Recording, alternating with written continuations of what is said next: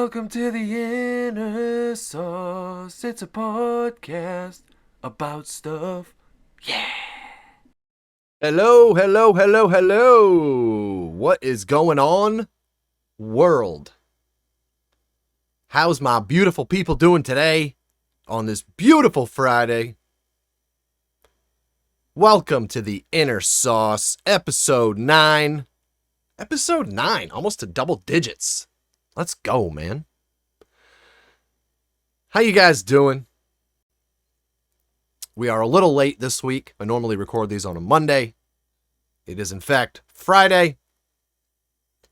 A couple reasons for that. Main reason being, I had a great topic planned for this week's episode. And I had a great TED Talk that I was going to use and reference throughout said episode. But the company has not yet granted me permission to use said video. So, maybe that'll happen between now and episode 10. But either way, this topic has been on my mind. So I didn't have to sit and think for too long about what we were going to talk about. This is a question you guys have posed in the comments several times. This is a question just in society. And I certainly include myself in this conversation. Why are quote unquote creative types more prone to depression? Not even necessarily more prone, but why is depression so often present in creative types? By creative types, I mean artists, I mean actors, actresses, comedians, singers, musical artists of all varieties. I mean, just entertainers in general. Entertainers in general. It's very interesting. I did some reading on it to try to see if anybody had some good, some good insight as far as maybe any potential studies that might have been done or anything like that. And I have some ideas. I have some theories. I am going to reference one particular article in a few minutes here, but I'll give you my theory first, I guess. The bullet point that I wrote down for myself: talk without having to talk. A lot of us, by us, I mean people with depression, people with some variety of mental health issues, struggle to not necessarily talk to people. I fancy myself a great people person, something I've just always been very good at naturally. But there is a huge difference between being a people person and being able to connect with people. Very easy to mistake one for the other, but they are extremely different things. Very different things. It's hard for us, and again, when I say us, I'm talking about creative people that suffer with some form of depression or mental health issues. It's hard for us to open up and really connect with somebody. Again, I can have a great conversation with you. I can care about you. I can give you advice. We can have some heart-to-hearts. We can do all of that without ever connecting. Connecting is a very It's a very specific feeling. It's very personal. It's very personal. So, I guess my theory is it's not that creative people become depressed. It's that depressed people find creativity. This is, again, I have no knowledge in any of this stuff, no professional knowledge anyways. I only speak from firsthand experience. I speak from my life, what I have lived, what I continue to live. And, this is just, I guess, what I believe I see. So yeah, I don't think it's creative people become depressed. I truly believe depressed people find creativity in whatever capacity that might be. I have always fancied myself a creative type. I can't draw, never been a great singer, but I fancy myself a creative type in the sense of entertainment. I have always been an entertainer. Regardless of what scale that might be, I've always considered myself an entertainer. Always kind of been the one to make everybody laugh, regardless of age or where we are, whether that be starting way back in school to, job sites with 30 people on it. I was usually the one that had everybody laughing. It feels good, obviously. It feels good to, to be able to make people laugh, aka bring them happiness in that moment. That definitely plays a part. But I think a lot of it subconsciously, without even trying, without this being the motive on the surface anyways,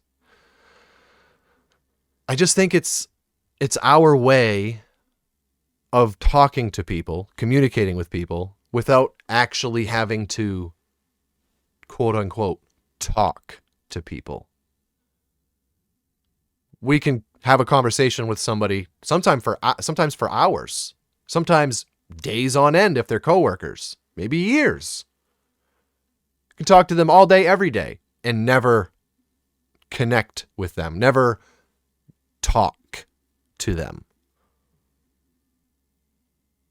And I think that that's why so many of us gravitate towards creativity, because it allows us to talk without talking. It allows us, an artist, an artist can show their feelings in an image that they paint, in a song that they write, in jokes that they tell. They can release their pain in these forms of creativity. An actor, an actress, an entertainer.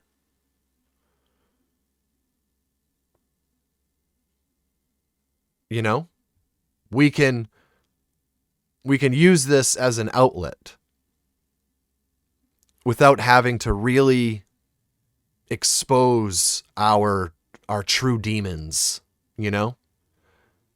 Can talk without talking. I think that has a lot to do with why people with depression gravitate towards all different types of creative outlets. That is certainly not to say all creative types are depressed. That's absolutely not the case.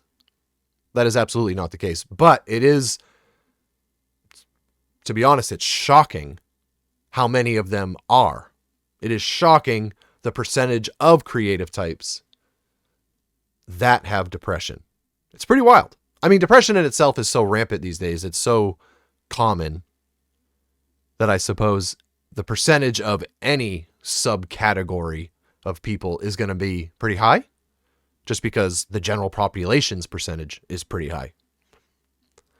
But specifically creative types, it is very present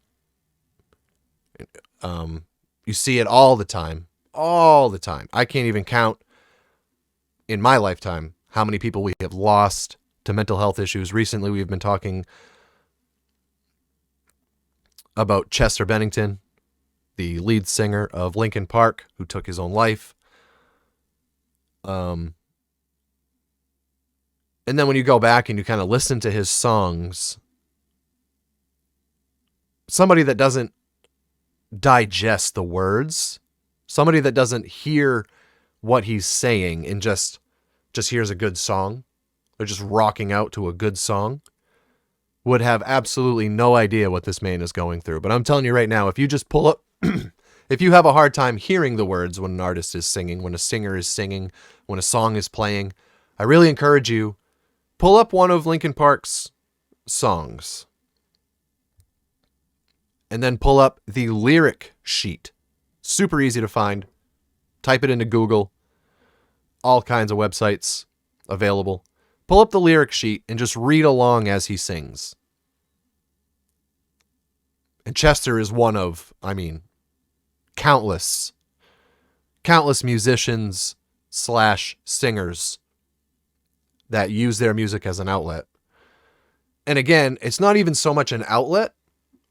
I think it's more of an accepted form of communication for us. It's more of you can say things without having to actually say things. Again, talk without having to talk, Because at the end of the day, if somebody says, "Oh my God, is this really how you feel?" Well, no, I was just writing a song. I was just writing a song from somebody that might be in that situation. I'm writing the song from the perspective of someone who feels that way. But at the end of the day, if it's coming from you, it's in there somewhere. It is in there somewhere. That goes for actors and actresses. Somebody that plays a role to perfection. You hear about it all the time when they kind of get stuck in character or take it too far. That's just because it's all these inner demons that have just been dying to come out that finally found a way to escape. So they're rearing their heads, and sometimes it's, you can't put the cover back on that bottle, depending how much pressure it was under. It can be really hard, sometimes impossible, to recap that.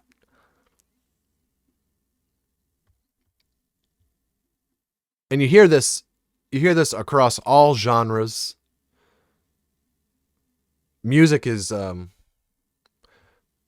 I think, is a great example of what we're talking about, simply because there is emotion in the vocals. So that can usually be associated with the mental state of the artist or the songwriter. But then also the words that they are actually singing, the song that they actually wrote. Some of my favorite artists, they are incredible at just painting a picture, telling you a story. But again, if stuff hits the fan, it was just a song. It was just a song. We're basically protecting ourselves from having to open up. We're protecting ourselves from having to have that conversation because I just wrote a song. It was just a song. I'm writing about somebody else. That's not me. That's almost never true, though. If it came from that person, if it came from us, it is in us somewhere.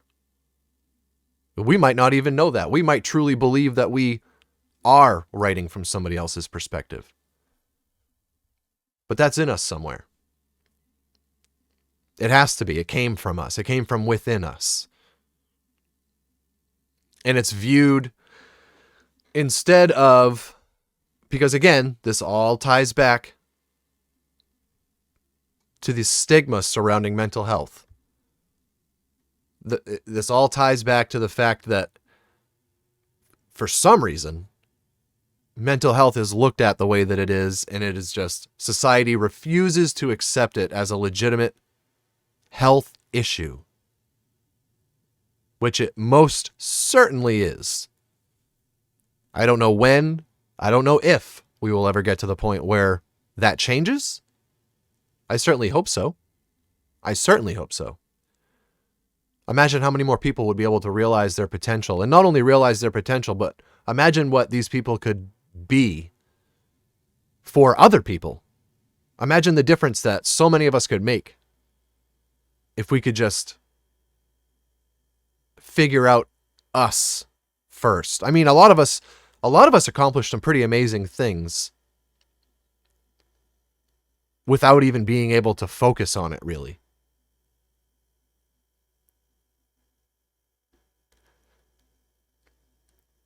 So yeah, when you look at all these different artistic forms of depression,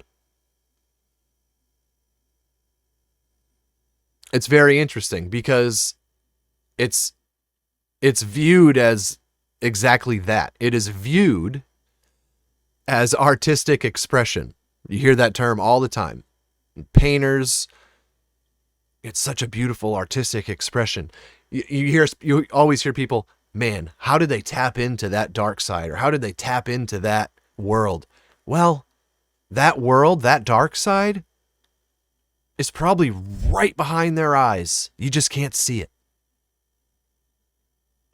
They might not have had to tap into anything. They're just expressing themselves. We call it artistic expression, but really, that is just an expression of self. That is just that person, that artist, expressing themselves. You are seeing what's going on inside of them. It's difficult to tell sometimes. Like comedians, for instance. Comedians, some of the greatest comedians in the world, some of the greatest comedians that have ever lived, are some of the most depressed people that have ever lived.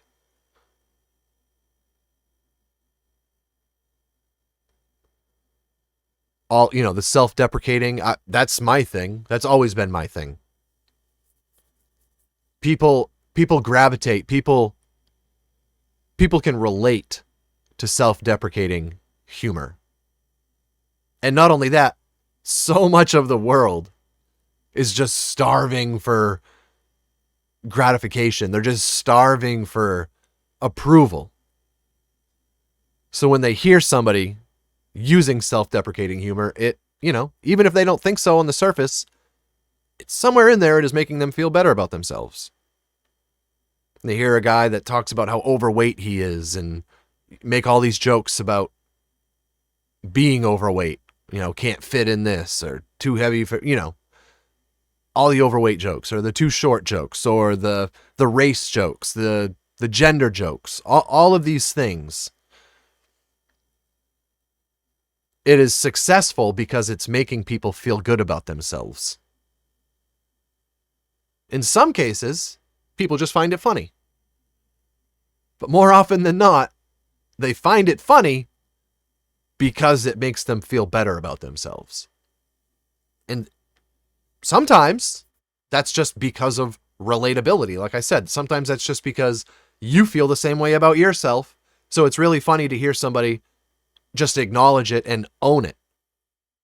To hear somebody just own that thing that you would never admit to, or that makes you super uncomfortable.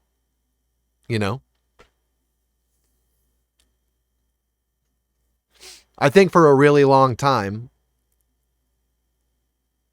I've said this before, for a really long time, a majority of my life, really almost all of my life, it was only very recently that this changed. I refused to believe, to acknowledge, just saying that I had depression, those words, it's so hard to explain, but those words felt bad. They felt wrong.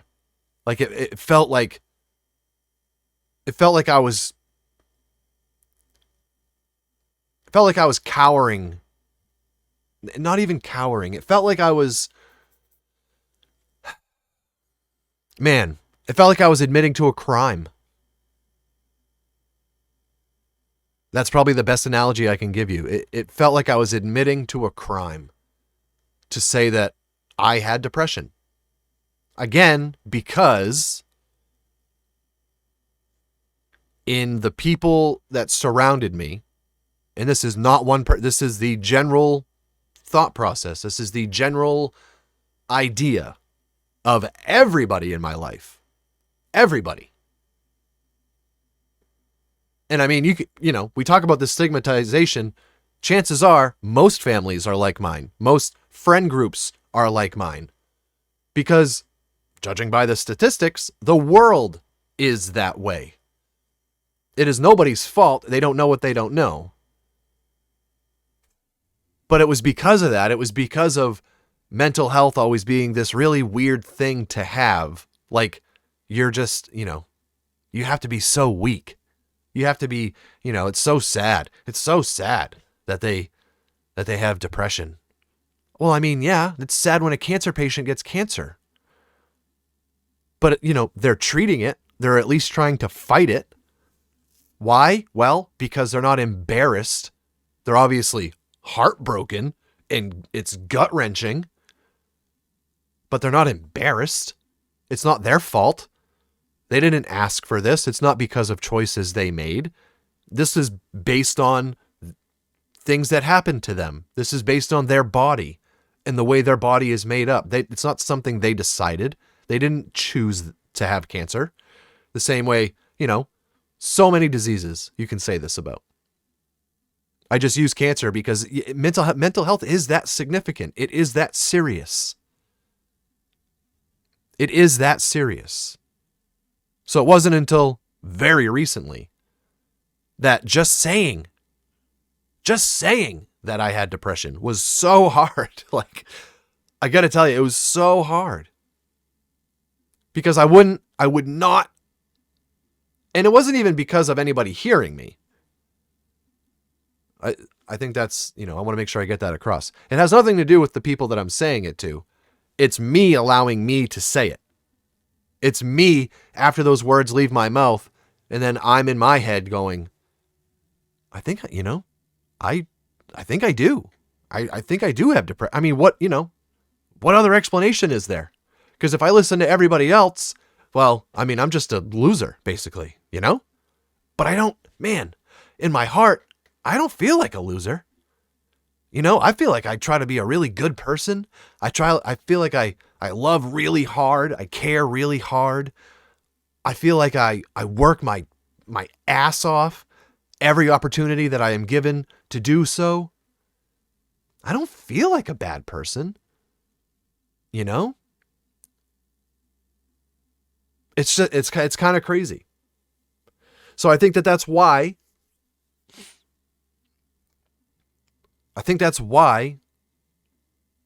so many of us gravitate towards some form of creative expression, gravitate towards gravitate towards some form of art. Because it is certainly an art form. It is certainly an art form to be able to have an entire conversation and feel nothing. It's not easy. I'm going to tell you right now. Again, I only speak from experience. It is an art form to be able to make somebody feel a certain way and, completely get everyone's mind that is listening off of anything to do with you. That's an art form. To be able to stand on a stage with a microphone and nothing else and basically talk about how much you hate yourself for an hour and get rich off it because everybody thought it was hilarious. That's an art form. To be able to write a song about how it hurts so much, and all you want to do is escape and scream and cry, and it's, number one on the charts, biggest selling artist, you're worshipped, and man, how, you're so talented. How do you write songs like that? You don't really want to know the answer. I'm going to tell you right now, you don't want to know the answer to that. It'll probably scare you if it's not something you've ever lived. They're able to write songs like that because that's what's in their head. That's what they're thinking about. That's what they are living. An artist is able to paint a picture that just, man, it's just so powerful, and it says so much without saying anything at all. Because that's what's going on inside of them. That is who they are. In the form of a painting, in the form of a song, in the form of a comedy set, in the form of a character played.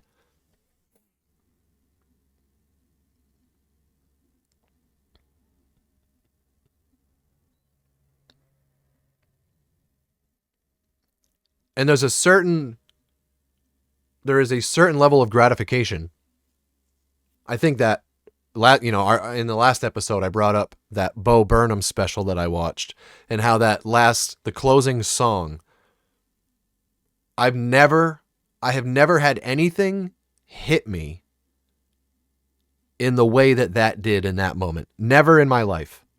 It brought me to my knees.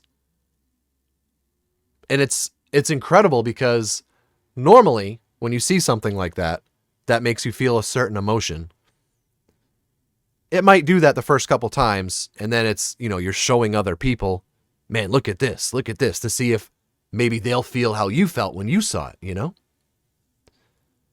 But there was something about that, what he said and how he said it,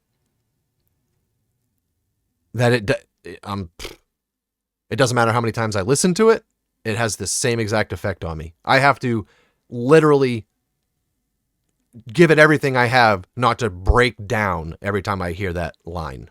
That one line.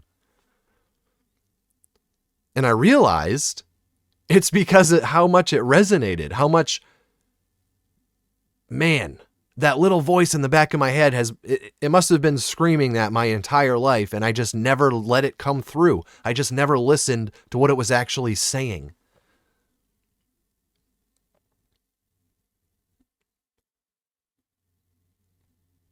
What Bo said was, come and watch the skinny kid with a steadily declining mental health as he attempts to give you what he cannot give himself. Man, oh man. It's like my whole entire life made sense when he said that. It's kind of a mix between it all made sense and I was just allowing myself to acknowledge how I've always felt, what I've always been dealing with. It's like somebody else said it, so I was able to admit it too, I know you guys can relate to that. It's so true. Why do I love to make people laugh? Why do I love, more than anything on planet Earth, why do I love to make people happy? Because I can't give it to myself. I can't do that for me. So the fact that I can do that for all these other people, man, is that cool. Man, does that feel good. Kind of live vicariously through them in a weird way. The fact that they can find so much joy and humor in the things that you say, or whatever it might be. I don't know. It's a very interesting dynamic. It's very interesting. And when I really sat down and thought about it, it just made so much sense. I said this to you guys last week. It made more sense to me than anything ever has. And I could not mean that more.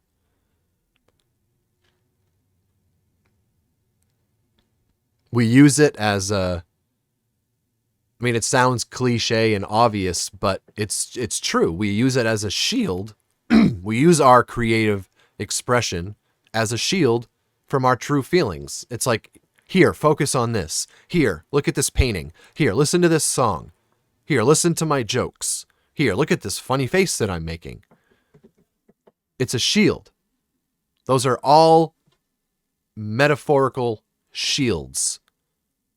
Because the last thing we're going to do is let you see what's really going on. The last thing we're going to do is show you what we're really thinking about. Because for one, like I just said, the greatest joy I have in life is making other people happy and making people laugh. So guess what my kryptonite is? Guess what the absolute worst feeling that I get in life is when I make somebody sad, or when I make somebody upset, or when I make somebody not happy. That does things to me that I can't even, like, it causes physical harm to me. Several times in my life, I have been brought literally to my knees, like fallen to the ground, because I've had this insane spasm in the middle of my back. Either when confrontation is happening, or when somebody is like really upset with me, or, maybe they see something that you did and they have no idea what your intentions were, but you know exactly what they're going to see and what they're going to think your intentions were. So immediately, before you can even clarify it, you feel the effects of that. And that has brought me to the ground, literally, several times in my life, on several occasions. So it's very interesting. The whole relationship between artistic expression and depression. It's very interesting. It's a very deep conversation, because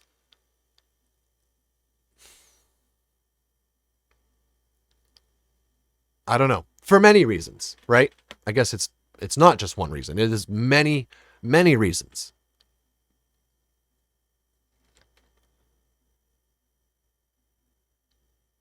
It's just, I don't know, man. I've had so many great conversations with you guys since we started talking about this subject. And the stigma. I mean, man. I was telling somebody the other day that it just made me feel so good just to know I wasn't alone. Just to know I'm not the broken one, or I'm some oddball. This stigma is worldwide. It is like everywhere. And it's mind-blowing to me. It's mind-blowing to me. Man, what a crazy idea. We consume people's depression every day. Think about that for a second. Some of our greatest joy in a day is when we're consuming somebody else's depression. In the form of comedy, in the form of music, in the form of a TV show. We are consuming somebody else's depression. Yet, we won't acknowledge it as a society. We consume it, we laugh about it, but I'll be damned if we're going to acknowledge it. I mean, how wild is that?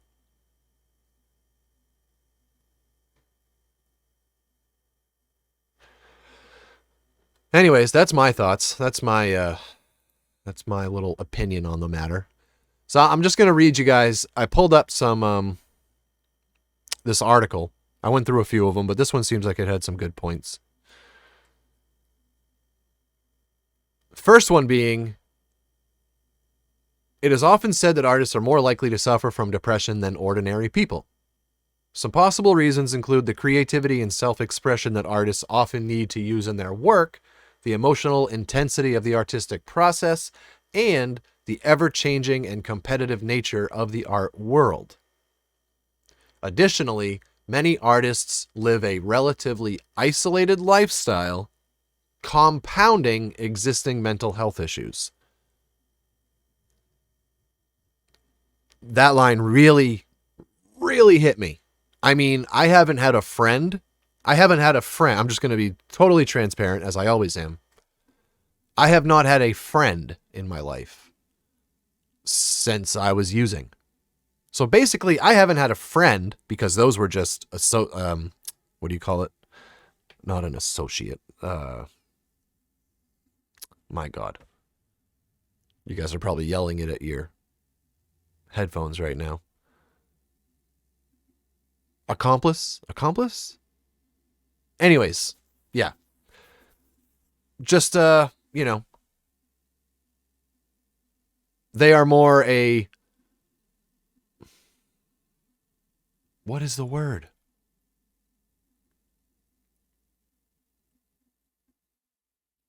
I can't think of it. And Lord knows I've heard it a million times throughout my recovery journey. But yeah, they're not friends, people that you use with. They're not friends. They are not friends. They are looking to make a gain off of you, just like you are off of them throughout the whole time you know each other. And you know how I know they're not a friend? Because the second the using stopped, we have never talked again since. None of us. Literally none of us. And there was a whole lot of people in that circle for me during my using days. A lot of people. And we completely lost touch. We completely cut ties when we stopped our using. Completely. Partially because some of us stopped before others were ready. Some of us were able to admit we needed help before others were able to do so. Some are still in the midst of it right now, all these years later, which is, it breaks my heart. But again, I'd be lying if I said, man, I don't know. I'd be lying if I said they were a friend. Using or not, we were accomplices. I still can't find that word. We were not friends. We certainly were not friends. So, like I just said, I literally have not had a friend since, using started right out of high school. So sophomore, junior year of high school, I guess, would be the last time that I had somebody in my life that I genuinely cared for and that genuinely cared for me. That's kind of crazy, man. So when I read this, many artists live a relatively isolated lifestyle, which compounds existing mental health issues. Like, that makes so much sense, And it's this vicious circle because, like I said, doing it through comedy is one thing, but to actually connect with somebody, it's like you're so tired of people hearing part of what you have to say, and then they just kind of finish your sentence because they think they know what you're talking about. Oh, yeah, well, that just must be because of your past, right? Oh, well, that just must be because, whatever it might be. And the fact of the matter is they have no idea. They have no idea, and the chances of this person that you're trying to connect with actually listening, not just hearing you, but actually listening and taking it in, the chances are so slim, in our eyes anyways, that we totally give up on that process. That's why so many of us are so isolated, because it's just, it gets to be exhausting. It gets to be really exhausting to try to explain things to people, not for any sort of pity, not for any sort of sympathy, strictly just to have somebody understand. I said this last week. It's just, so many of us, we just want somebody to just understand, just to understand what it is that we're going through. We don't want a pity party. We just want you to know that, when we're having our bad days, it's not by choice. It's not by choice. It's not because we feel like being mopey jerks or bringing the room down. So I think somewhere subconsciously, we isolate ourselves, one, because it gets really exhausting to try to connect, and you get,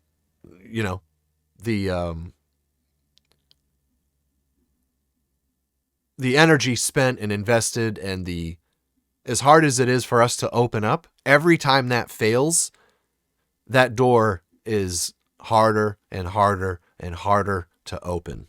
It is so hard to open that door after a while, because you refuse to set yourself up for failure. You refuse to set yourself up for that heartache. What else do you call it? But then the catch-22 is the fact that living an isolated lifestyle compounds your already existing mental health issues, your already existing depression. It's a vicious little circle.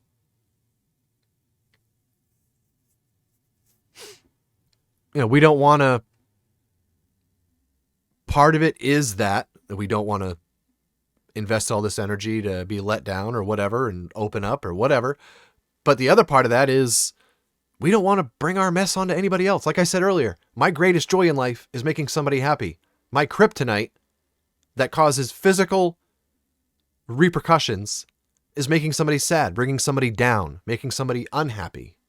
Well, how do you make somebody that cares about you unhappy? Well, you tell them that oftentimes you see the world in a very dark way. You see life in a very dark way. You see yourself in a very dark way. The chances and the likelihood of them actually hearing that and not taking it as a cry for help or not taking it as a woe is me,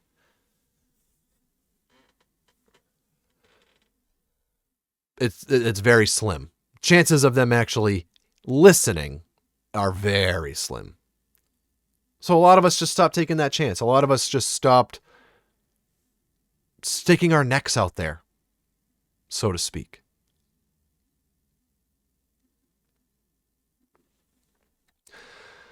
So yeah, I don't know. It's a pretty interesting little, and again, like I said earlier, in my eyes, this all ties back to the stigmatization of mental health, of depression. It all ties back to it. Because if it didn't have this stigma, I think there would be so many other alternatives. There would be so many promoted and encouraged methods of dealing with this.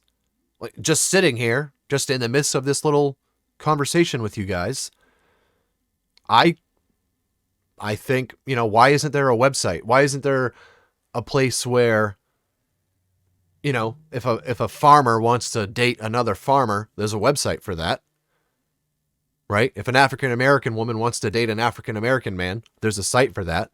If a transgender man wants to date there's a site for that.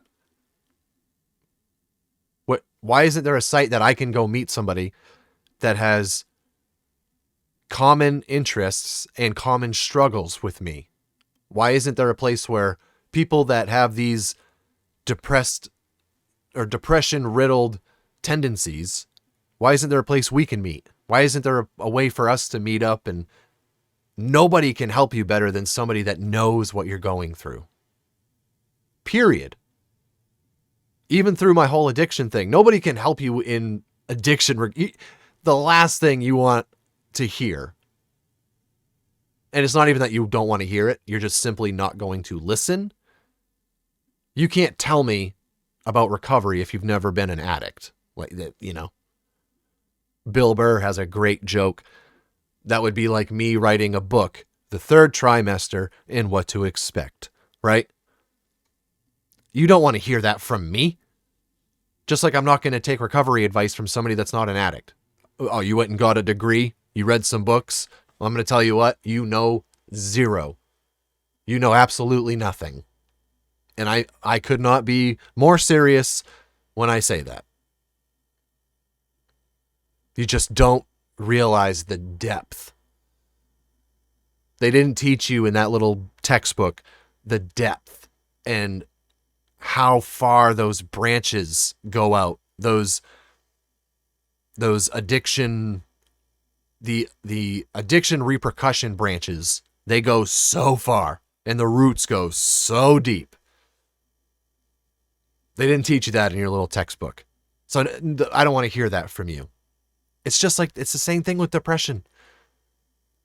It's so, and it's not like a negative thing in most cases. Like, I don't blame anybody for not being able to get on my level and truly understand what I'm thinking or trying to say or going through. It's not their fault. I'm happy for them. And I genuinely mean that. I am happy that they can't get there with me. I'm happy that they don't know what I'm talking about. That's awesome. That is awesome. Genuinely, truly, with all my heart, that is awesome. But, man, would it be nice to sit down and talk to somebody that does, Man, would it be good to just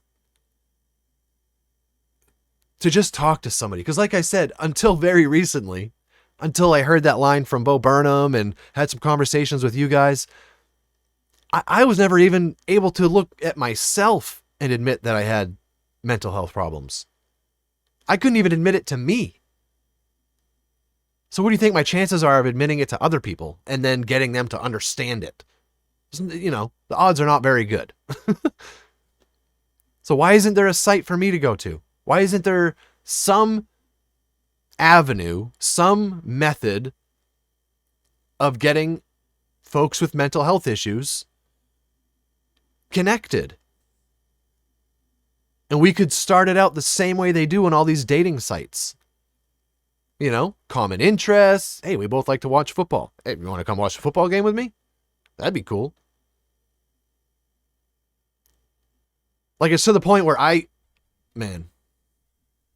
it's just, it runs deep, And I think, if I'm being honest with myself, I think the longer that you isolate yourself, the more it affects your life, the more it affects your ability to connect with people, the more it affects how critical you are of yourself. And you just, for me anyways, I immediately think, they don't want me in their life. They wouldn't enjoy having me in their life. I'm not what they're looking for in a friend, or I'm going to screw it up eventually, that's just me. That's just me honestly guessing at what really drives my decisions. Because again, I still really don't know, to be totally transparent. I don't know what drives a lot of the decisions, what drives a lot of those emotions that I feel when I am in the midst of beginning a connection with somebody or a conversation. What makes me not able to open up? I don't know what's at the core of that. I still don't. But I really believe sitting down with somebody like-minded and somebody dealing with the similar issues, man, I think my chances of figuring those things out would shoot through the roof. So I just, it all goes back to the stigma. The only place mental health patients get together is in a psychotic mental breakdown home. After somebody finally snaps and loses it, they put you in a straitjacket and throw you in a building. That's the only time we get together. Isn't that kind of crazy? The only time we're in the same room as like-minded people is when it's too late. Is when people dubbed us unfit for society and they throw us in a room and lock it up. That's just, you would think we're too evolved for this to be the process, or for there to be such a lack of a process. I don't know, man. But I do really wish that was a thing, because just knowing, even if you're a stranger, just knowing that you deal with the same things I do, we immediately have something in common. We immediately have something to talk about. Immediately. And then if you discover you have a common interest or two outside of what we're dealing with in our heads, man, the chances of that developing into a friendship, it's far from certain, but it's pretty good. It's a lot better than just some regular person that I meet, out and about. Anywho, the article continues. Many believe that creative types are more prone to depression. However, it is still unclear whether they have a causal relationship. I think we kind of went over that.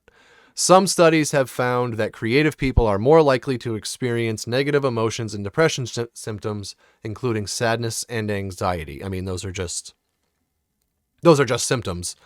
But like I said, we're kind of beating around the bush here. That goes right back to my take that artists aren't depressed. It's the depressed becoming artists, finding art, discovering that we can express how we really feel and show our demons and say these things that we kind of don't want to say to people because we don't want to bring them down or scare them. Oh, so we'll just put it in the form of a song or a painting or a joke. And then all of a sudden it's acceptable. So we got it out there. We said it, but not really, Talk without talking.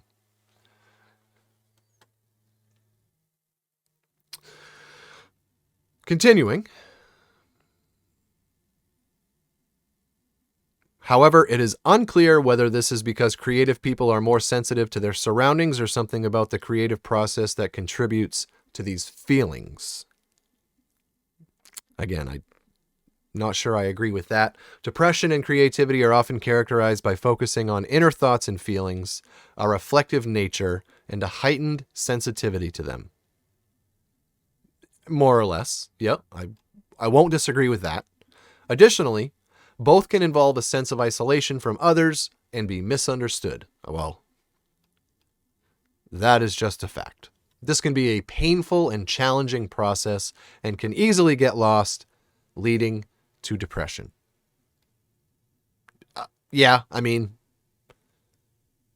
I guess that is the outline, but there's a lot more to it than that. It is also worth noting that many of history's most creative individuals have suffered from depression and other mental health issues. This is very true.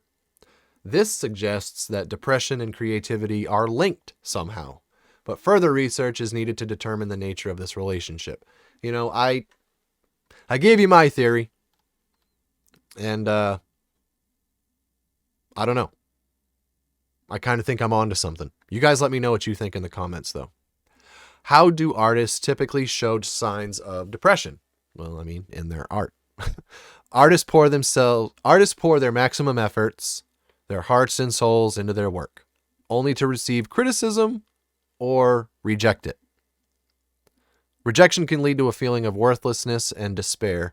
In addition, the pressure to be constantly creative can be overwhelming. Well, I think we're kind of talking about two different things here.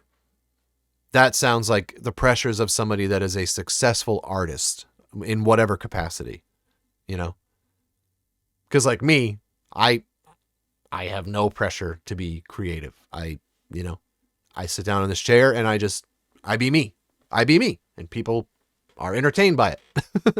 But again, just because I'm now in front of a camera and a microphone in a chair with a little studio, I've been doing this all my life. I never realized it. I never realized why I was doing it or what drove me to be that person. But I've been doing it my whole life. It's just only now I have a camera and a microphone. This results in a creative person leading to a solitary life, exacerbating loneliness and isolation. Let's go through some of the critical symptoms of depression. Well, I don't think we need to do that because, we've been doing that, I guess. We know them all too well. I'm just going to kind of skim here and see. Loss of interest in the creative process. Well, that's it. All these are so deep. All these are so involved if you really get into it, I don't think it's ever a loss of interest. I think sometimes it becomes whatever is on our minds and whatever is trying to come out in the form of our art form, I think sometimes it gets too painful. Sometimes we just don't want to deal with that right now. It would be so much easier to just go do something else. People don't realize how exhausting depression and mental health issues are. It is exhausting. It's basically like taking a finals exam for every second that you're awake. It's really all I can explain it as. It's the only analogy I got for you. Our brains are going 100 miles an hour all the time. So we look for things and we tend to gravitate to things that help us slow it down, help us think about one thing, help us kind of focus our energy and our thought process on one area, on one thing, one specific thing, just to take a break, you know?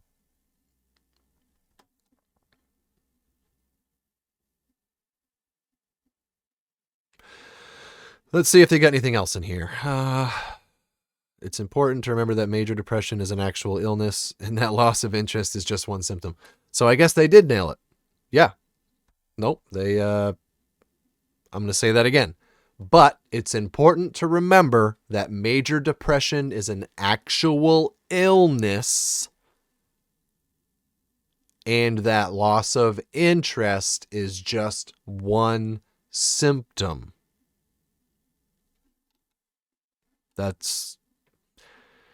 Yep. Wow, look at this. Mental health is often stigmatized. Hey, especially in the creative community. Hey. Visual artists are under a lot of pressure to be perfect. They often hide their emotions themselves for fear of being seen as weak or crazy. I swear to you guys, I did not write this article. As a result, mental health issues like depression can go unnoticed until they reach a crisis. Amen. One symptom of depression is exhibiting erratic behavior. Amen. This can manifest in overly reactive or agitated, even for simple things. Yeah. Sure can. If an artist suddenly starts behaving out of character, it may be a sign of struggling with their mental health. Almost always. Yes. I mean, we still have bad days with things that aren't, we can have bad days and it not be because of depression. We're still human beings. But yes, that certainly happens. Depression often leads to a loss of focus when they're feeling down. As a result, depression can have a real impact on an artist's productivity and creativity. Now that I can relate to. Absolutely. Anytime I have, I'll call it a spell where, and again, I wish I could tell you what causes it, what drives it. I wish I could tell you what's going on, but I don't know. All I know is the symptoms. All I know is the result of it. Just like I can't explain to you, the details of a virus. I really can't explain to you why these things happen to me when I'm feeling a certain way. I go from literally wanting to take over the world. I go from wanting to just change the world around me with my bare hands to a week later, I don't see the point in getting up. I just don't see the point in moving a single finger. And that is a completely honest and transparent statement. That is, I know, without asking, I know a lot of you can relate to that. It's quite literally like a roller coaster. Withdrawing from social interaction. Yep.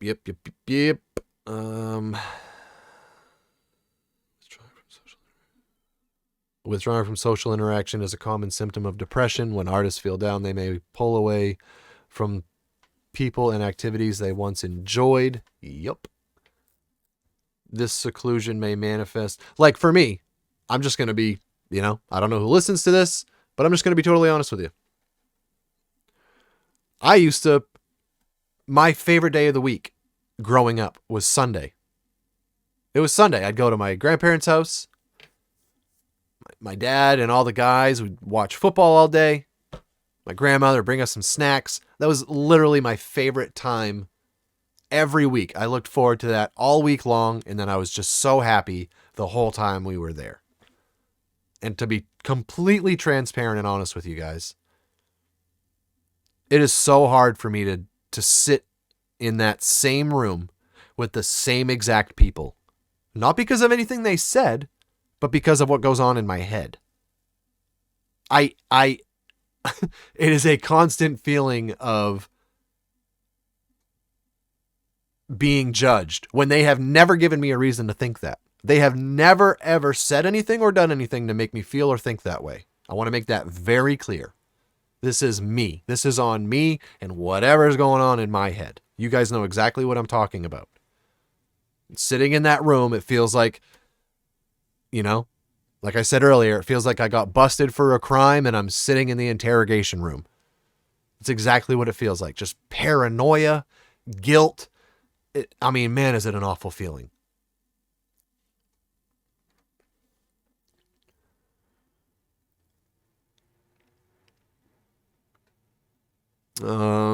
Let's see.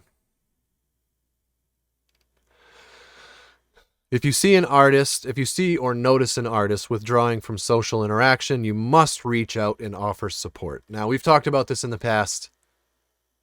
I don't want to discourage anybody from doing that because it's necessary, and in a lot of cases, you can help.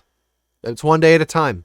Just like many illnesses, like many diseases, it is one day at a time when it comes to depression. So yes, as long as you're doing it in a supportive way, not in a, well, you need this, what's going to happen. Don't do that.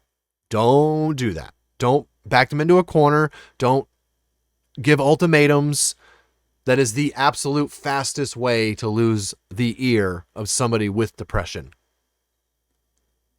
Tell me what I need, and I will tell you, well, I probably just hung up, so I won't tell you anything.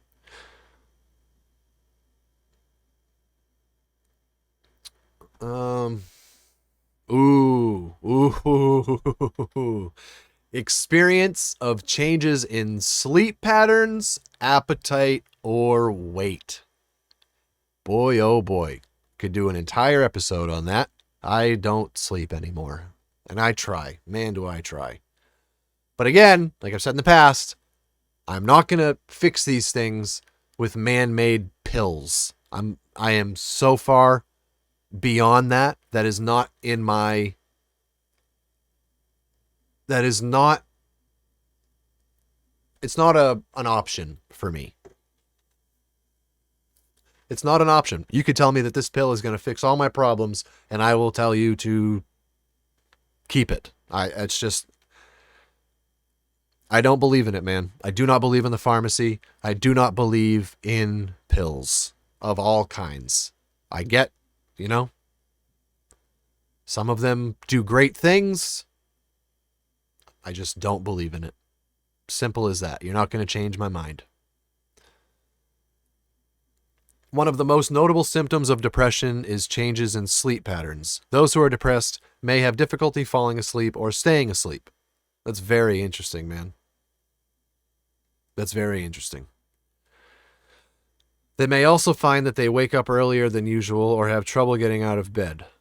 That's not a lie. Depression can also cause loss of appetite and weight. Some people may lose their appetite while others may eat more than usual. I fluctuate, but I have been making a conscious effort on my health. So that definitely applied to me at one point, without a doubt. But I do think I've regained control of that specific aspect of my life. I don't know about the others, but that one, yes. Sleep, sleep, I definitely need some help with.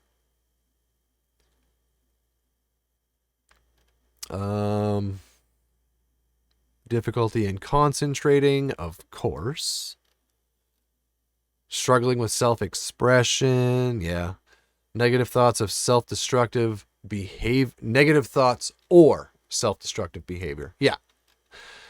Yep. Yeah, I mean, they basically continue on to talk about a lot of what we've already talked about. So I'm going to wrap it up there. Yeah. I don't know, man. You guys give me your thoughts. Let me know what you think, how you feel about this. Do you consider yourself a creative type? And do you suffer with depression? You know? I don't know. It's a very interesting thing. Like I said at the beginning, there is certainly a lot of relationship between the two. It's a little bit like the chicken and the egg, you know? Were you creative before you were depressed, or were you depressed before you were creative? You know? My personal theory, the way I feel from my firsthand experience, is creativity comes from depression, whether that's conscious or not. I have always enjoyed entertaining, but it wasn't until very recently that I really acknowledged why. Why do I love that so much? You guys let me know. Let me know what this means to you. Let me know your experiences, as you always do. Big shout out to my patrons. I know you guys didn't get the episode early this week, but like I said, I had really big plans for this episode, and they just haven't come to fruition yet. So hopefully I hear back from those guys soon, because I cannot wait to show you guys some stuff from that video and just talk about it. I think that's probably going to be our best episode yet. I've seen a lot of downloads. I looked at my analytics for the first time on the podcast, not YouTube. YouTube totally separate. I was shocked, to be completely honest with you. I could not believe it. Had almost 200 downloads now. I mean, shows like Tom Segura's Your Mom's House, some of the biggest shows in the world, had like 10 downloads their first month of the show, or their second month of the show. 200? You guys are just incredible. I looked at the map. There's people listening all over the place. Some of you guys are in California. I have some Mainers. I got people all around the world. It is so neat to me. You guys are, I cannot possibly relay my level of appreciation and gratitude through this microphone or camera. It's not possible. But I'm going to tell you anyway, I thank you guys so much for all the support.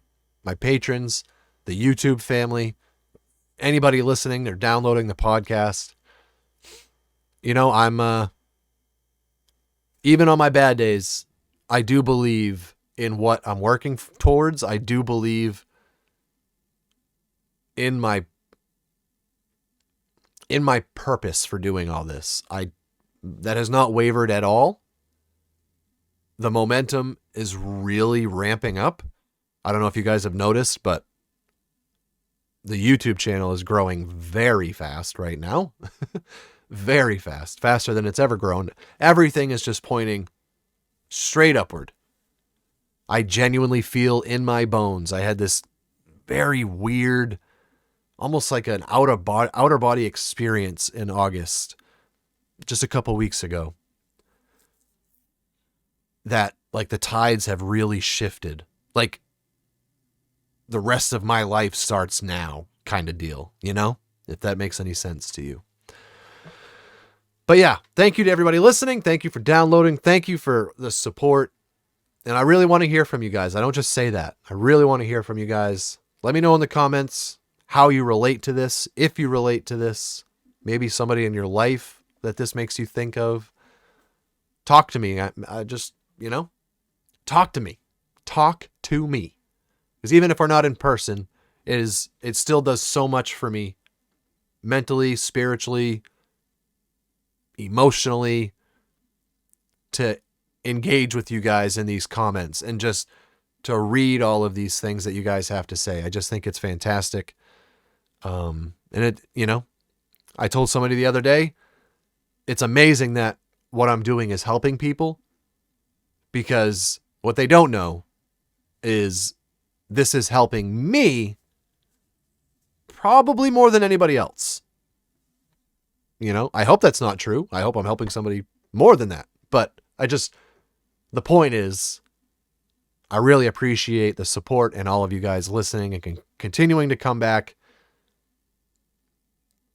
because I think that the potential for what we can do here is very significant.